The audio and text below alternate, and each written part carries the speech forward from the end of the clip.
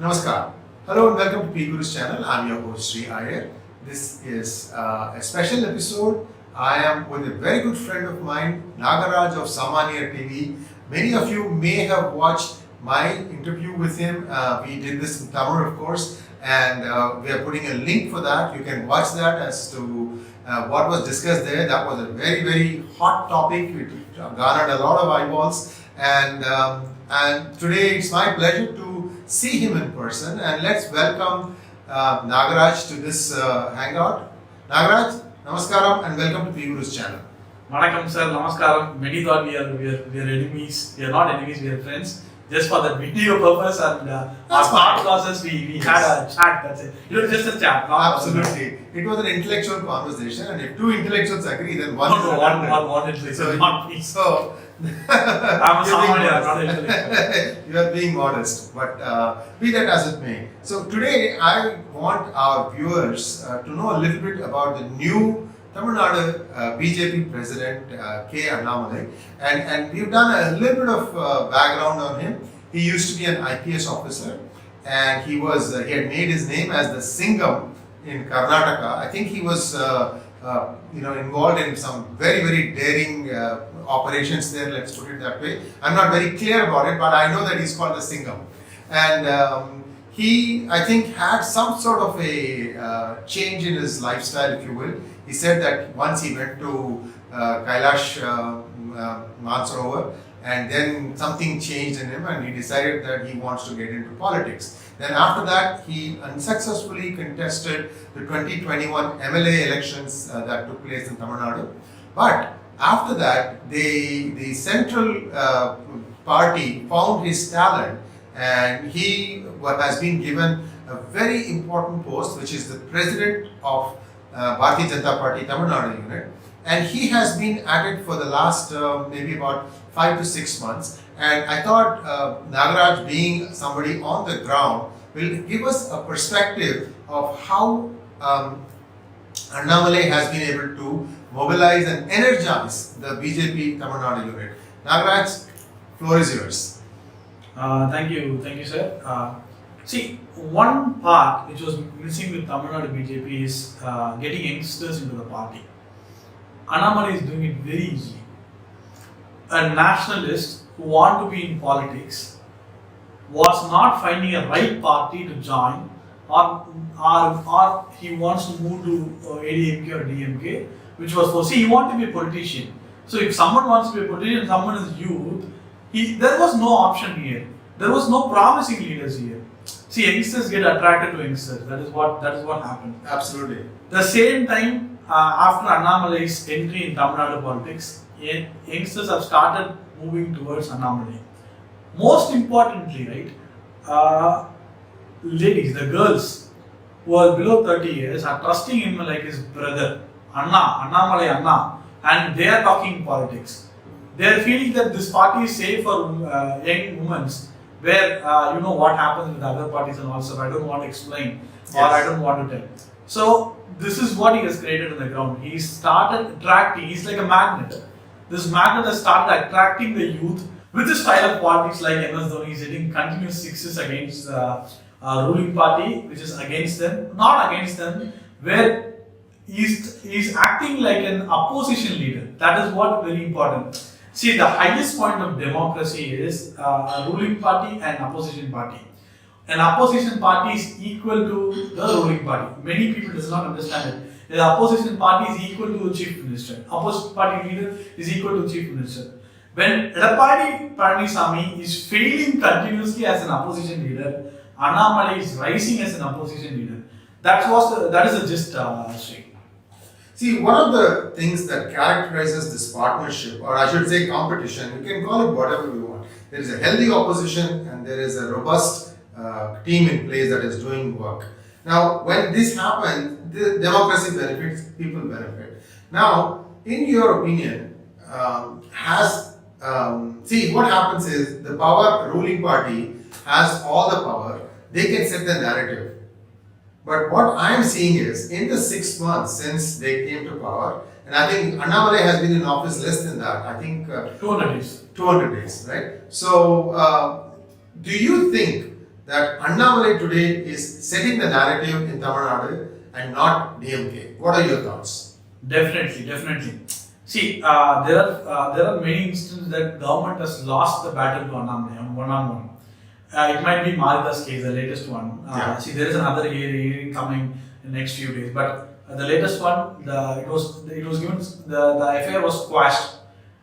An FIR getting squashed is something which is the greatest loss for the ruling party. So it is like just putting a case against someone who's not even involved in that. So it was squashed. Next thing is that most important thing is Arvind Sweets. So if you look at like Diwali, right? See, Arvind does a very good products. So people in your channel should understand that Arvind milk or Arvind sweets, everything has a quality. But the process of selling the Arvind products has not been in place till this point. That is a very sad thing. During Diwali, there was a point of contract getting out. That time Annamalai gave a voice and it was rectified. And you know Squirrel? See, you know Squirrel? Squirrel? Squirrel. Yeah. There is a minister called Squirrel Minister. Hmm. He says that power goes because of squirrels. Oh, right. You know that person? Yeah. His name is Senthil Balaji. Senthil Balaji. Yeah. So he was trying to explain power plants by saying that because of squirrels, connecting between two lines and shorting the lines, there is a, backward. Go ahead. Backward. He was about to get power in a higher rates, energy from higher rates from private companies. And when Annamalai questioned, that was stopped. So in many ways, right, what Edappadi Palaniswamy should do, Annamalai is doing it, and Stalin is rectifying it. And I think when Jayalalitha was there, right, DMK would carefully announce things so that she should not counter her or that should not create mileage to her. DMK government for first 6 months was like lethargic. What he can do. But now they are becoming careful enough in announcing things. So that is the first victory that Annamalai has got against DMK, against Dravidan parties. Now, in your opinion, why is ADMK being so docile as opposition? They have 70 plus MLAs. See, ADMK is always docile when they come to opposition party. So, see, the point is that people who doesn't want DMK, right, they have to obviously vote for ADMK. No other choice. Right. They don't want to find other ways. So what these people think, right? Let's not do anything now. Before 6 months, we'll start something and we'll get the votes and we'll win. If you want to win, we'll win. If you want to lose, we'll lose. That's it. That is the method. So they are following the same method in which Jayalalitha followed. But one thing is, Edappadi Palaniswamy or Paneerselvam is not Jayalalitha. They are not a leader material. They are a party material. Right. Yeah, party material is completely different with the leader material. So from that point of time, they should start reacting. That is not happening. It's very sad. So I think they need to stay in the ground game. Otherwise, right now, in your opinion, Annamalai is running away with the narrative. And in your opinion, how is this Stalin government's performance been? See, I personally feel this government is not controlled by him. That is what I have seen. See, he's a very mature politician. He has been, his victory is not easy. Let me be frank to you. Even though he's being popular chief minister's son, even his father did not trust him till 2006. Yeah. That was the ideal point. Say, DMK people can talk anything, but that is the truth. So he knows how tough to get a position, how tough to win. Even many people say he cannot win or nothing would happen. But everything happened in favor of him in that time. So he knows how tough.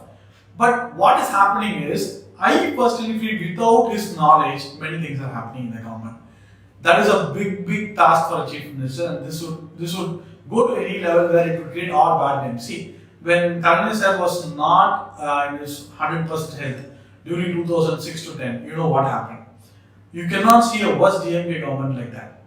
When Stalin sir came to power, everyone thought he is going to be different. If many people voted for that, he won't be like Kalaignar. But slowly he is losing the ground. It might be Chennai riots, or it might be the opening the Hindu temples, or it might be the Even opening schools or something, right? It has created a problem. It has created a problem. They were not clear what to do, when to do. See, even that COVID point we can leave, but other two issues are very major issues, and he's losing the ground. One of my friend who voted for DMK called me and said, "I thought he is not going to be Kalaignar, but I feel he's going to be more worse than Kalaignar." This is the people. See, he's a core ADMK voter who voted in trusting Stalin, but they are completely disappointed in 6 months. So, in your opinion, how many centers of power are there right now? There is Stalin. Okay. And apart from that, in your opinion, I mean, and you can explain why you think these are the other centers of power. Go ahead. See, one disadvantage with Stalin is that all the peer ministers with him, right, most of the ministers are not from DMK. If you look at, like, there are 12 ministers whose past record would be from DMK, and because of Stalin influence, they would have come into DMK. So these 12 ministers are separate power centers. They do everything on their own. These are chota power centers. Yeah. I would say chota power centers. So I always begin from low to high. I'll say the chota power centers first. The second power centers comes from the influences of the government. So they say themselves as influencers. They know everything. One would say, "I am an expert in bringing 1,000 crores. I am expert in bringing power centers, blah blah blah blah blah, many things." So these are chota influencers. And you have another level where you have Sabarisan, his family is coming. By the way, viewers, Sabarisan is the son-in-law of MK Stalin. Oh, they don't know that. No, we should not assume that they know that. Okay, let us be clear. Then I'll say every family members know. Yeah. And you have Udayanithi, who see, if you look at a party like DMK, right, it has started from Anna. Anna is a visionary leader. He created many leaders. That is what Anna's specialty. So from Anna, Nedunchezhiyan, Kalaignar, even MGR came from Anna. Even a part of Jayalalitha, I would say, to a small extent, not a very large extent, to a small extent. After that, what happens? This Kalaignar is taking over the party. From Kalaignar, what happened? It came into Stalin, the second level. But not only, when you look at other states' party which is ruled by the families, only one generation would be from the one family, or one minister generation would be from the same family. But here in DMK, Mahesh Payyamuri, T.R. Balu, every minister, every top minister's son is in big position in the party. So these people have become a power centers. And Kanimuri has become a small power center, but that power center is not efficient. It's like a battery with low charge. She has to be charged in some way. That would happen after some time. So just to recap what you said, there are these imports from ADMK, that's one power center. There is the son-in-law, which is Sabarisan, another power center. There is the son, Udayanithi, third power center. Then there is Stalin himself, fourth power center. Then we have Kanimuri, fifth power center. I think I'm missing one name. How about the Marans? I'm sorry, Marans are not the power centers. I see. That is what I pretend. I feel Marans are not even with the party. I see. Just for the namesake, they are with the party. I feel they're just like that. They're coming and going. That's it. I see. I don't feel they have a power to control something inside the DMK. See, Dayanidhi Maran, Kalaignar Maran is not Maran. Oh, absolutely. Murasali Maran was something else. In fact, we have to understand how DMK came to this power today. It's all because of some of the hard work that MGR did, Murasali Maran did. Karunanidhi, of course, he was a script writer. He could write, Parasakti was his claim to fame to start with. And then, that lyrical Tamil doesn't make much sense sometimes, but the fact is that the guy could speak that kind of Tamil. That was the attraction. So, thank you very much, Nagaraj, and we'll be back again with such interesting conversations. This is the first time you, the viewer, is looking at Nagaraj of Samanya TV. He has a thriving YouTube channel, 30k plus subscribers. This is in Tamil, and he brings on many people who look at the various topics of Tamil Nadu. I wanted to introduce Nagaraj to a wider international audience. So please wish him well. Do put it in your comments. Do like, share and subscribe to our channel. Thank you. Namaskar. Thank you, Shri.